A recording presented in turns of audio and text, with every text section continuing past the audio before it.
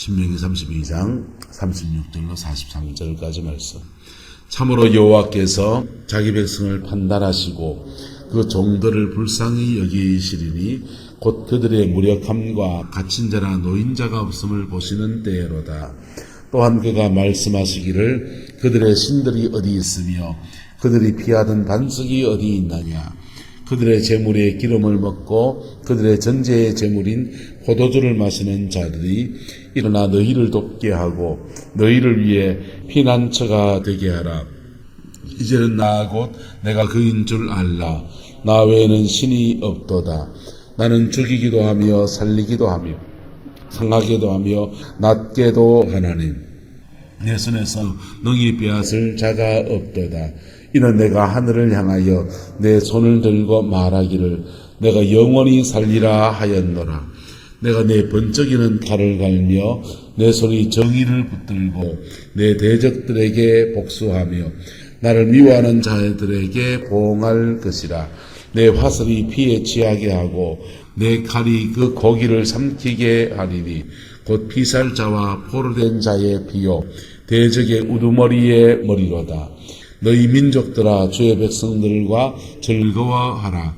주께서 그 종들의 피를 갚으사 그 대적들에게 복수하시고 자기 땅과 자기 백성을 위하여 속죄하시리로다. 아멘. 이 회복의 역사가 저와 여러분의 가정과 삶에 여러분의 인생에 여러분의 자녀들 속에 함께하게 되기를 예수님의 이름으로 축복합니다. 모든 것을 회복할 수 있다고 하는 것은 얼마나 큰 축복인지요. 여러분, 기계는 늘 새로운 버전이 나오기 때문에 회복하는 것, 고치는 것보다 때로는 생친 기술이 동반된 새 기계를 쓰는 것이 나은 때가 많습니다. 특히 컴퓨터 같은 것들은 고치는 것보다 새로운 걸 쓰는 게 더 낫습니다. 왜냐하면 계속 발전해 가기 때문에. 그런데 가전제품 중에 냉장고 이런 거는 옛날 기술이나 지금 기술이나 조금 편의성의 차이 외에는 큰 거 없어요. 그냥 물건을 얼리고 그 다음에 음식물을 차게 하고 이런 거 똑같습니다. 그런 것들은 이제 새로운 바꾸는 것보다 옛날 게 더 좋을 수가 있습니다. 왜냐하면 옛날에는 이게 안에 동관을 다 넣었는데 요즘 거는 끝에하고 맨 끝에만 동관이 들어가고 나머지는 중간에 다 알루미늄이에요. 그래서 히팅 시스템이 차게 하는 시스템이 사실은 고장나면 고치지 못하는 경우가 냉장고 태반입니다. 어쨌든 기계는 이렇게 고친다든지 뭐 그러면 되는데 기술자 고치면 되는데 사람의 영혼의 문제, 마음의 문제 이런 것들은 보혈의 능력 안에서밖에 고쳐지지 않는 겁니다. 한번 따라합시다.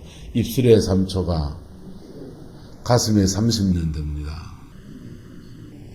입술에 3초 억울한 말 들었는 것이 그거를 이제 가슴에 내려와 버리게 되면 가슴에 30년이 돼서 엉어리진 채로 그렇게 살아가는 겁니다. 근데 저와 여러분이 감사한 것은 피 묻은 십자가의 능력이 우리의 죄든지 상처든지 우리의 무엇이든지 새롭게 고치고 새 인생을 살게 하시는 은총과 자비를 허락하여 주시는 거예요. 할렐루야. 예수님은 우리가 없던 것을 주시려고 오신 게 아니고 우리가 에덴 동산에 하나님께로부터 이미 받았던 것들을 회복시키기 위해서 이 땅에 오셨습니다. 그래서 우리가 인생에 어떤 처지에 있든지 피 묻은 십자가 앞으로 다시 돌아가면 모든 것들이 회복되어지는 은혜가 주어집니다. 이게 예수 처음 믿을 때 중생의 역사에서는 확연히 차이가 납니다. 중생할 때 지나간 모든 삶의 묶임과 결박들을 풀어주시고 영혼이 정말 새롭게 되어지고 새 인생을 사는 은혜가 주어지는 거예요. 그런데 두 번째 은혜를 입을 때 한번 무너졌다가 예수 믿다가 타락했다가 다시 회복을 할 때는 조금 문제가 있습니다. 다시 회복할 때에는 겨우 회복해서 영혼 구원만 이룬 사람들이 사실은 대반이에요. 인생의 새로운 기회를 잡는 사람은 그렇게 많지를 않습니다. 보세요. 떨어지는 것은 다시 올리려면요 2배의 힘이 필요합니다. 떨어지는 것을 여기서 날아오르게 하려면, 날아오르게 하려고 하면 한 배의 힘이 필요하다면, 떨어지는 것을 다시 날아오르게 하려면 두 배의 힘이 필요합니다. 그리고 세컨 찬스, 두 번째 찬스를 받을 때는 대부분 나이가 들었어요. 뭐가 들었다고요? 나이가 들었어요. 나이가 들어서 미래에 대해서 스스로 포기해버린 사람이 많습니다. 이 나이에 갑니다. 그래서 세컨 찬스, 두 번째 찬스를 받는 것은 사실은 쉬운 건 아니에요. 창출 내미신 모세 오경의 말씀을 북이스라엘도 남유다도 성경으로 인정합니다. 왜? 모세가 썼으니까. 그 뒤에 있는 것들은 모세가 쓰고 난 뒤에 후대의 사람들이 이제 그들의 역사 속에서 듣고 경험한 것들을 기록해 놨고, 특히 시가서 시편 같은 경우에는 다윗이 수집한 게 많습니다. 그래서 북이스라엘 사람들은 다윗 왕은 남유다의 대표적으로 유다 지파의 사람이니까 유다 지파의 것들을 의도적으로 빼놓은 거예요. 그래서 창출 내미신 요 5권을 캐논 정경으로 인정하고 나머지 성경을 참고 서적밖에 인정하지 않습니다. 지금도 사마리아 사람들은 그렇습니다. 그런데 이 창출 내미신 가운데서 신명기는 설교 말씀이거든. 모세의 설교의 말씀이에요. 이역말리 타향에 끌려갔을 때 이 남유다의 사람들은 이 신명기의 말씀을 확 붙잡는 설교, 삶에서 겪어난 많은 이야기들을 해석해 놓고 적용해 놓고 그때 그랬다, 이랬다, 미래는 이럴 것이다 라고 하신 말씀들을 확 붙잡습니다. 확 붙잡고서 그들이 그때 발전시킨 역사가 있는데 그걸 신명기 역사라고 합니다. 무슨 역사요? 신명기 역사. 신명기적 사관이라고 해요. 역사를 보는 눈. 자기 민족의 역사를 보는 눈이 있는데 그 눈이 신명기 사관, 신명기적 역사관이라는 겁니다. 무엇으로 역사를 보느냐? 공산주의자들은 유물론적 관점에서 역사를 보고 우리 같은 크리스찬들은 역사를 his story, 역사는 영어로 history거든요. history를 his story, 그분의 역사, 구속사, 예수님이 십자가에 죽으시고 구원의 역사를 중심으로 역사를 보면 구속사적 관점에서 역사를 본다 이렇게 하는 겁니다. 근데 신명기의 역사는 무슨 역사냐 하면은 따라합시다. 선과 악과 축복과 저주. 신명기 역사는 권선징악의 역사입니다. 선을 행하면 복을 주시고 악을 행하면 뭘 주시고 저주를 주시고. 그래서 자기 민족의 역사를 선을 행해서 복을 받은 역사와 하나님 앞에 옳지 않게 살아서 악을 행해서 저주를 받은 역사를 대비해서 보는 게 신명기 역사예요. 초등학교 때 봤던 유치원 때 봤던 흥부놀부 이야기나 비슷합니다. 윤리에서. 근데 신명기 역사에서 역사관을 가지고 자기들의 민족사를 돌아보는 거. 바벨론 포로기 때.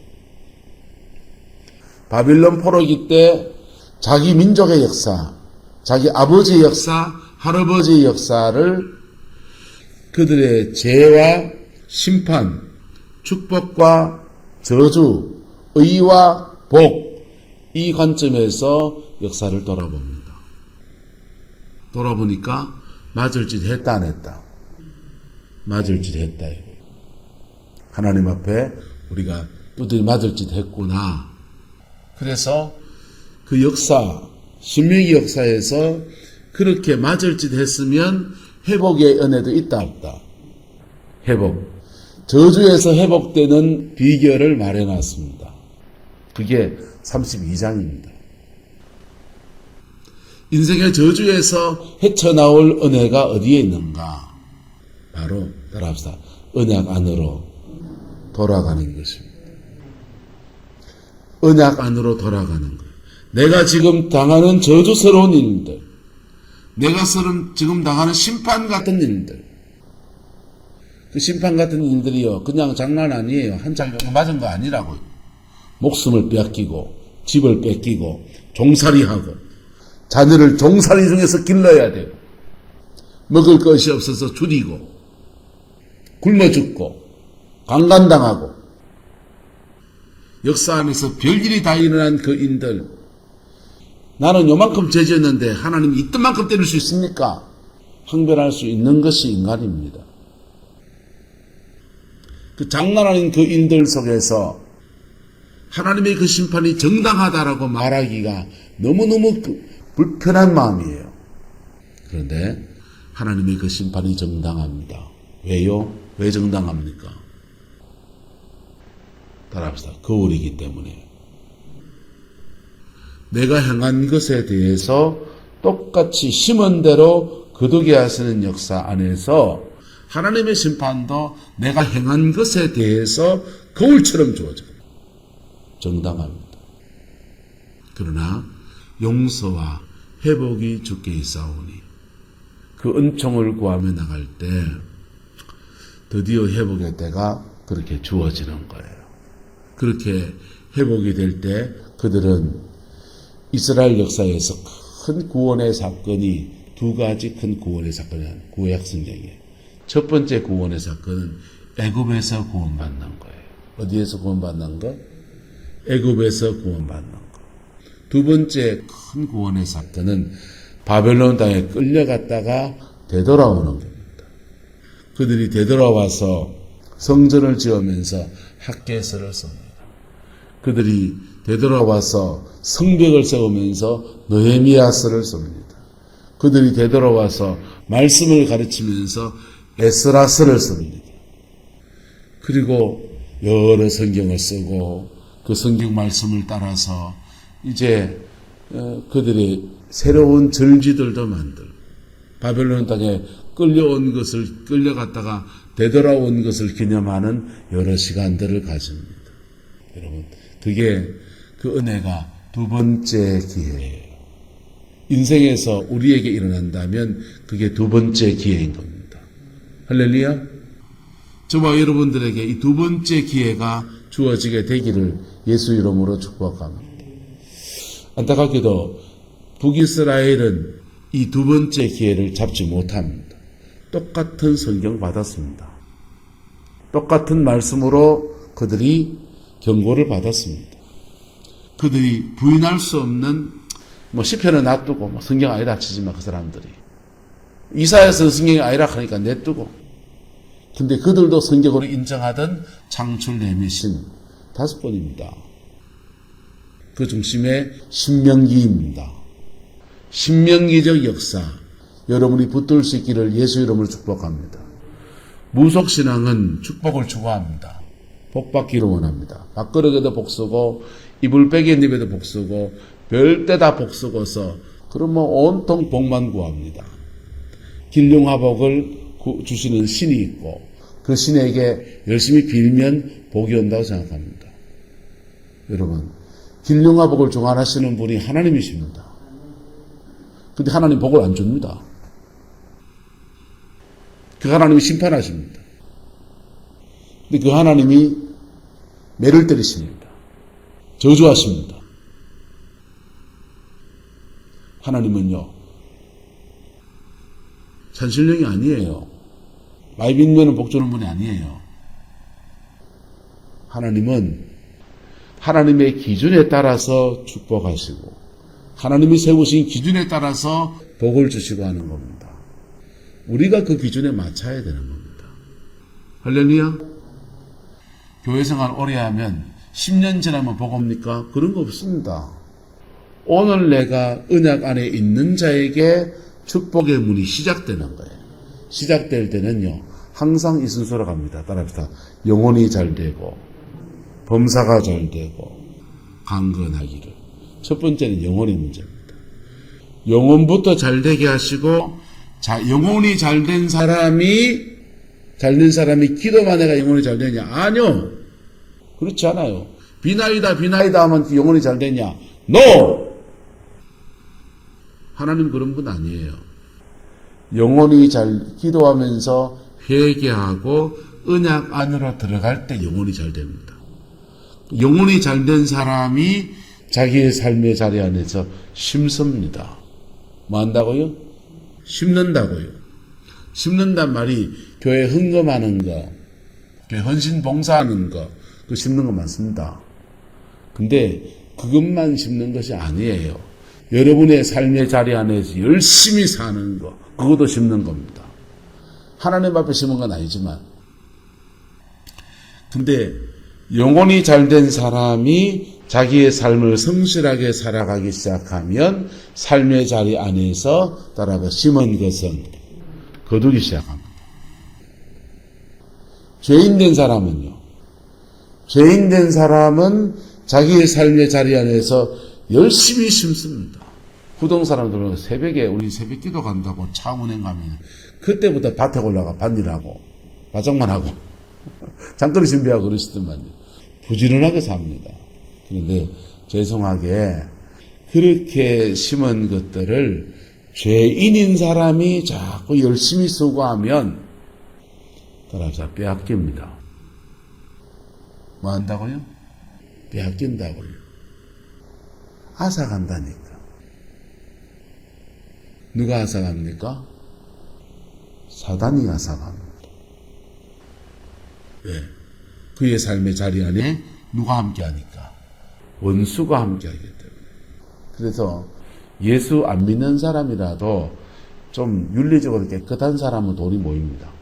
열심히 수고한 대로 돈이 모입니다. 그래서 착하고 성실해야 돼요. 뭐 해야 된다고요? 따라서 착하고 성실해야 합니다. 착하고 성실한 사람에게 물질의 축복이 주어집니다. 성실하게 일한 것들을 거두는 은혜가 주어져요. 악하고 게으름은 최악입니다. 악한데 게으르기까지 하다. 심은 것이 없으니까 거둘 것도 없는 데다가 악하기까지 해서 사단이 역사하고 짚혔습니다. 거둘 게 없습니다. 완전히 개털됩니다. 근데 애매한 사람이 있는데 악한데 성실한 사람이 있습니다. 악한데 성실한 사람은 삶이 치열해집니다. 돈 벌어놓으면 뒷구멍으로 자꾸 빠져나갑니다. 자꾸 빠져나가서 뭘 해도 자꾸 모이지가 않습니다. 목돈이 돼야 뭐 가게를 하나 얻든지 뭐 포장마차를 뭘 하든지 할 텐데 돈이 모일 여가 없습니다. 좀 모였다 싶으면은 큰애가 뭐 사고 나가지고 뭐 떼우느라고 뭐 하다 보면 그러고 뭐 하고 그래가지고 또 열심히 벌어놨는데 남편이 바람피고 홀라당 나가먹고 이런 일들이 비일비재하게 일어나는 거예요. 착하고 성실해야 됩니다. 근데 그리스도인은 따라서 착하고 충성되어야 합니다. 성실의 주인 하나님의 주권 앞에 방향성을 가지게 될 때 충성이라고 하는 거예요. 할렐루야. 착하고 충성된 자에게는 하나님이 그의 영혼이 잘 되고 그가 심은 것을 거두게 하시는데 적극적으로 하나님의 선한 일에 심기 시작합니다. 그게 교회 헌금하는 거, 교회 봉사하는 거, 하나님 나라 위해서 쓰는 거, 그런 것들입니다. 그래서 착하고 충성된 사람을 하나님이 축복하십니다. 그래서 회복이 될 때는 하나님이 뭐부터 회복시키냐? 따라서 영혼부터 회복시킵니다. 영혼부터 회복시키는 거예요. 영혼부터 회복이 되면 마음이 기쁨이 오고 평강이 오고 하나님의 은혜가 부어지고 그 영혼이 회복이 되고 그 다음 단계 그가 심은 것을 거두기 시작합니다. 뭐 한 것을 거둔다? 성경은 네 손이 수고한 대로 거둘 것이라 그랬어요. 손이 수고한 것을 심은 것을 거두기 시작합니다. 그래서 범사가 잘 되는 거예요. 영혼이 잘 된 사람이 안 심는다. 못 거두죠. 영혼이 잘 된 사람이 안 심는다. 못 거둔다고요. 영혼이 잘 된 사람은 그 다음 단계 심어야 됩니다. 할렐루야. 심어야 되고 심은 것을 거둡니다. 돈 없습니까? 교회에 봉사할 일 천지입니다. 심으십시오. 할렐루야. 물질들이 아깝습니까? 몸 때워서 몸으로 이웃집하고 김치 한 쪽 나눠 심는 겁니다. 심을 게 예배당 안에도 천지고 세상에도 천지입니다. 할렐루야. 그래서 하나님 앞에 심으십시오. 그런 것도 못 심겠습니까? 기도로 심으십시오. 기도로 심으면 따라서 적어도 영혼의 열매를 맺습니다. 기도로 심은 데마다 물질로 심으면 뭘 거두고 돈 거두고 뭘 거두고 돈 거두고 기도로 심으면요. 기도의 세계에서 거둡니다. 은사가 많아지든지 영적 세계에 뭔가 자꾸 열매가 옵니다. 그래서 여러분이 무엇으로 심든지 그대로 거두는 거예요. 악하게 심으면요. 기도 열심히 하고 악하게 심으면 이게 견적이 곤란한 문제가 나오는 거예요. 그래서 영혼이 잘 되고 범사가 잘 되고 그리고 강건케 하시는 그 은혜가 우리의 삶에 주어지게 됩니다. 가족 간의 관계가 좋아지기 원합니까? 관계가 좋아지기 원하면 따라서 가는 말을 좋게 해야 됩니다. 그 언어 생활이 심는 겁니다. 그리고 남편한테 돈 쓸 때 좀 쓰시고 사모님 좀 부탁드립니다. 신랑 친구들에게 좀 써주시고 카드 좀 잠그지 마시고 농담이에요. 자, 심을 때 남편을 위해서 자녀를 위해서 쓸 때 쓰십시오. 그럴 때 내가 어디로 심는지에 따라 심는 방향에서 영혼이 잘 된 사람은 죄가 아니면 그게 다 열매가 납니다. 할렐루야. 근데 영혼이 잘 안 된 사람이 가족 위해서 계속 돈 쓰면요. 그 돈이 그걸 타락시키든지 그 돈 때문에 또 다른 문제가 생기든지 하여튼 그렇습니다. 돈이 새든지. 그래서 영혼이 잘 된 것이 기본이고 이 기본 안에서 여러 인생의 자리마다 하나님 앞에 선의로 심으세요. 심으면 심은 대로 거두게 하시는 선한 것을 심어서 복으로 거두는 은혜가 있기를 예수 이름으로 축복합니다. 그게 하나님이 회복되는 은총에서 주어지는 거예요. 근데 이 두 번째 회복의 때는 뭐가 그렇게 어렵냐? 첫 번째 나이가 들었단 말이에요. 뭐가 들었다고요? 인생을 그만치 살아놓으니까 나이가 들면서 미래에 대해서 이제 살 날이 얼마 남았나 이런 생각합니다. 또 내 기력이 이만한데 새로운 일을 시작할 수 있나 이런 생각합니다. 여러분, 갈렙은 늙어서도 이 산지를 내게 주소서라고 노래 부르면서 나가서 믿음으로 취했더니 그 산지를 차지했습니다. 할렐루야. 그래서 그때는 하나님의 은혜가 함께할 때는 나이는 숫자에 불과한 겁니다. 모세는 80에 부름받아 쓰임받았습니다. 그래서 그렇게 나이에 불과한 것들에 잡히면 스스로 이렇게 포기해버려요. 근데 내가 그 나이 들어서도 믿음으로 취하면 그게 시작이 돼서 내 다음 세대가 그 열매를 땁니다. 그래서 포기하지 않기를 축복합니다. 두 번째, 이 세컨 찬스가 왜 어렵냐? 몸에 배인 습성이, 옛 습관이, 죄의 습관이 너무 많이 붙어 있어요. 10대, 20대 때는 인생이 그래도 흰색 도화지에다 그림을 그리는 겁니다. 잘 그리면 그냥 쭉 그렇게 되어지는 거예요. 그런데 나이가 들면 살아온 습관이 여러 가지가 죄성의 습관이 그냥 몸에 굳어 있습니다. 세 번째, 나이가 들면 왜 그렇게 힘드냐? 세컨 찬스를 잡기가 왜 그렇게 힘드냐? 주변 사람들이 친구, 아는 사람, 이런 사람들이 다 그물에 놀던 사람입니다. 그러니까 같은 물에 놀던 사람하고 같이 있다 보면 난 좀 깨끗하려고 했는데 다시 그 물에 들어가면 다시 똥탕 튀깁니다. 그래서 새 출발하는데 떨어지는 것이 다시 날아오르게 하면 2배의 힘이 필요한 거예요.